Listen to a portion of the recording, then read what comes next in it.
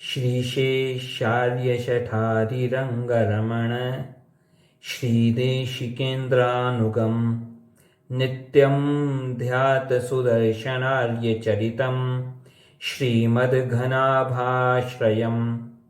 श्रीमद्बालमुकुन्ददेशिकदया दीक्षानिदेशं प्रभुं वन्द्यं श्रीगुरुवीरराघवपद द्वन्द्वं प्रपद्यामहे।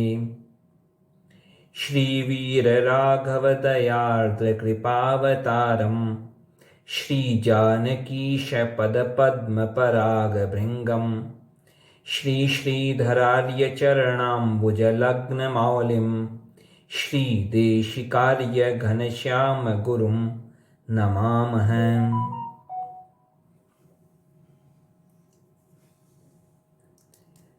आज का पावन दिन अक्षय तृतीया हमारे परम पूज्य स्वामी जी वैकुंठवासी स्वामी वीर राघवाचार्य जी महाराज का जन्म दिवस, अवतरण दिवस।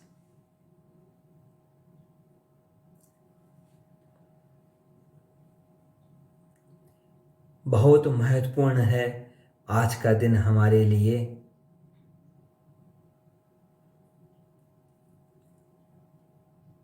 हमारे आचार्यों से हमें बहुत बातें सीखनी चाहिए। केवल जय जयकार करना पर्याप्त नहीं है।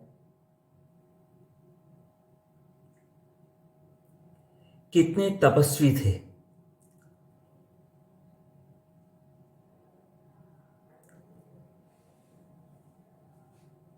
बिल्कुल कम से कम साधनों में रहने का उनका अभ्यास। चित्रकूट में उनकी तपस्या स्थली, वहां तो वे मिट्टी में गुफा खोदकर उसमें निवास करते थे। आज किसी को विश्वास भी नहीं होगा। झालरिया पीठाधिपति बनने के बाद में भी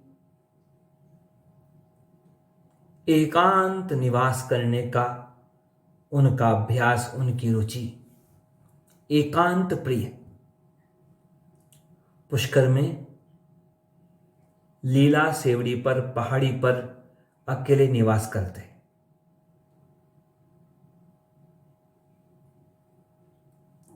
कोई प्रदर्शन नहीं, बिल्कुल सादा रहन सहन। उनको देखकर सामान्य व्यक्ति समझ में नहीं सकता था, अनुमान भी नहीं लगा सकता था कि ये कैसे तपस्वी हैं और कैसे उच्च पद पर आसीन हैं।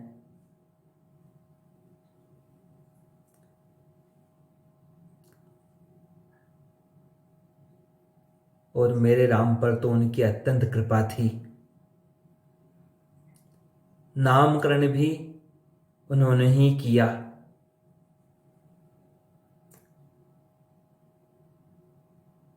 और जब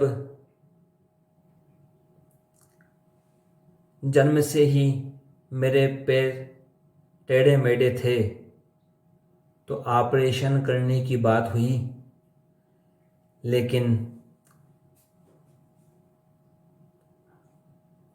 उन्होंने तो मना कर दिया कि नहीं, ऑपरेशन नहीं करना। भगवान की कृपा से ठीक हो जाएंगे, ठीक हो जाएंगे पैर तो वैसे सेवा करना भगवान की, और नहीं ठीक होंगे तो वैसे सेवा करना भगवान की। भगवान की सेवा ही तो करनी है, चाहे पैर ठीक हो जाए चाहे ना हो। और उनकी कृपा से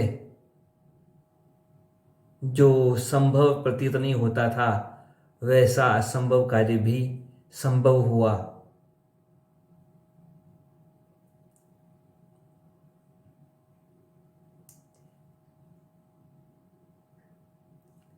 दास तो उन्हें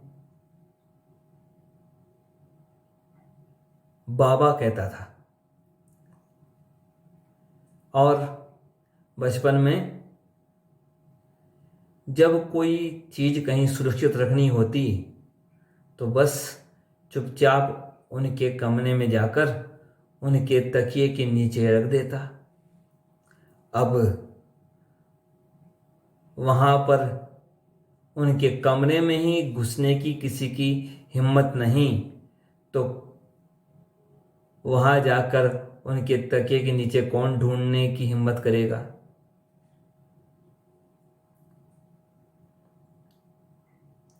कैसे योगी हमारे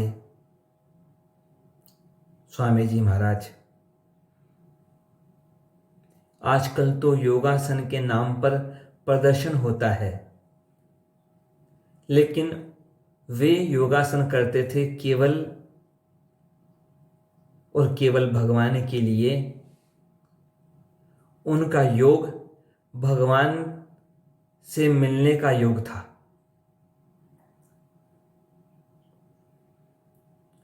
वे योगासन का प्रदर्शन नहीं करते थे।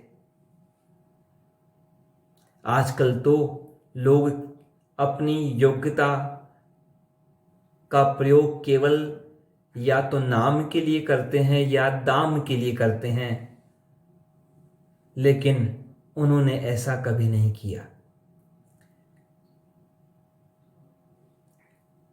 हमारे पूर्वाचार्य हमारे लिए आदर्श हैं, उनसे हमें सीखना चाहिए बारंबार। और फिर यह जो आज अक्षय तृतीया, जिसे सामान्य चलन में आखा तीज भी कहते हैं, इस तिथि की बड़ी महिमा है। भविष्य पुराण के अनुसार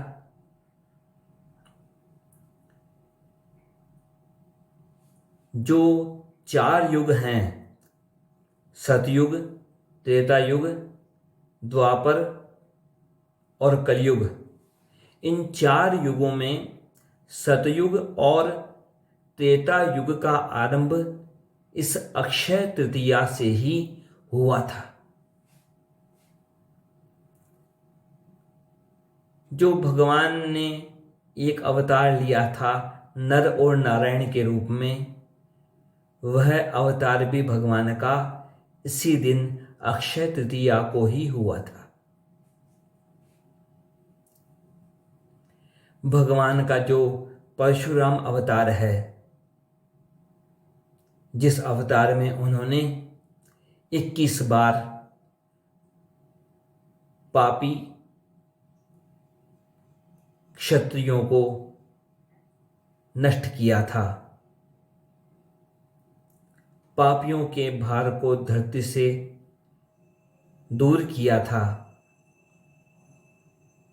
उन भगवान परशुराम का अवतार भी आज ही के दिन हुआ था, अक्षय तृतीया को। यह जो अक्षय तृतीया का दिन है, इस अक्षय तृतीया को ही वृंदावन में श्री बांके बिहारी जी के मंदिर में भगवान के चरणों का दर्शन होता है। बाकी दिन तो भगवान के चरण वस्त्रों से ढके रहते हैं, केवल आज ही भगवान के चरणों का दर्शन होता है। अनेक बातें हैं, हमारे हर पर्व की अनेक अनेक महत्ताएं हैं। हम इन सब का चिंतन करें। जय श्री मन्नारायण।